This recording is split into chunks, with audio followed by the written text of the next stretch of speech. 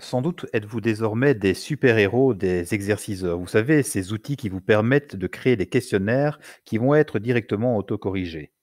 J'ose espérer que rares sont ceux qui ne savent pas encore réaliser un exerciceur de type Google Form. Donc vous vous souvenez, hein, ce type de formulaire où on peut poser des questions sous forme de QCM, sous forme de réponses courtes, etc., etc., etc., etc. Dans ce petit tutoriel, j'aimerais vous montrer qu'en fait, aujourd'hui, il existe une gamme quasi infinie d'outils exerciceurs. Chacun a ses qualités, et moi, j'aimerais m'attacher à l'un d'entre eux, qui, depuis quelque temps, connaît une certaine renaissance. Je parle de BookWidget. C'est un petit peu la Rolls-Royce des exerciceurs, mais c'est un outil payant.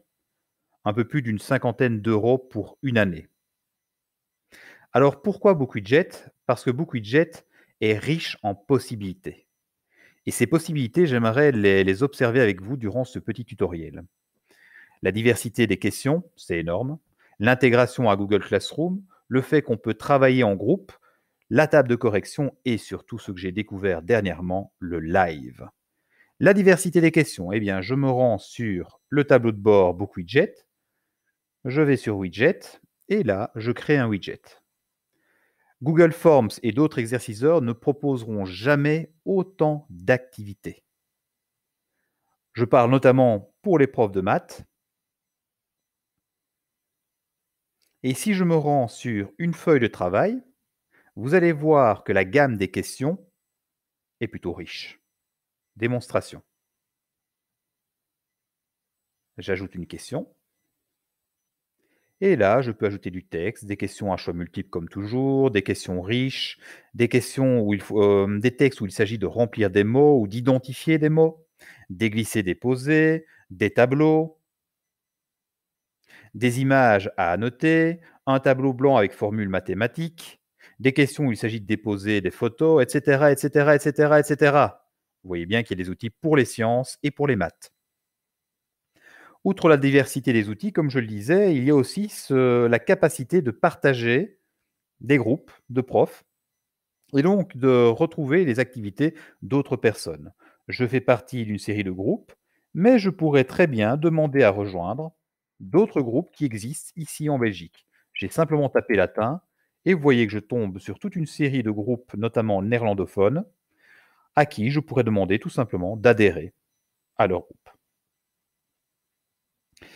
Alors, parmi les autres qualités de l'outil BookWidget, c'est forcément la table de correction qui pourrait vous retenir. Je reviens sur BookWidget et je vais sur les notes de mes élèves. Je vais retrouver mes classes venant de Classroom, donc mes classes de 4e A notamment. Voilà, je clique. Et quand je vais dans ma classe de 4e A, je vais retrouver l'ensemble de mes activités déposées sur Classroom. Des activités forcément BookWidget.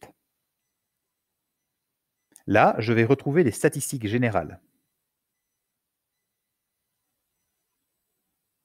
Et je peux donc me faire une idée globale de la situation.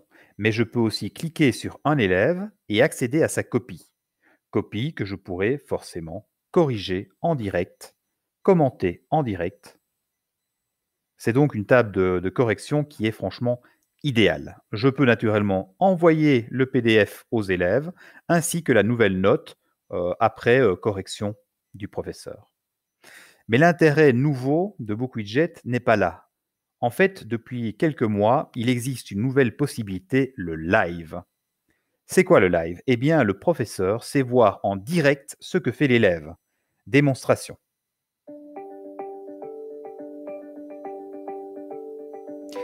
Je suis avec mes élèves en classe et je vois directement, seconde après seconde, ce qu'ils font et quand ils ont bon, quand ils ont faux.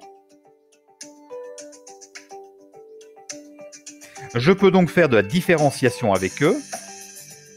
Je peux donc aussi m'intéresser à un élève plutôt qu'à un autre en fonction de ses réponses. Exemple, Olivia, je ne vais pas m'y intéresser, sinon lui dire que c'est super.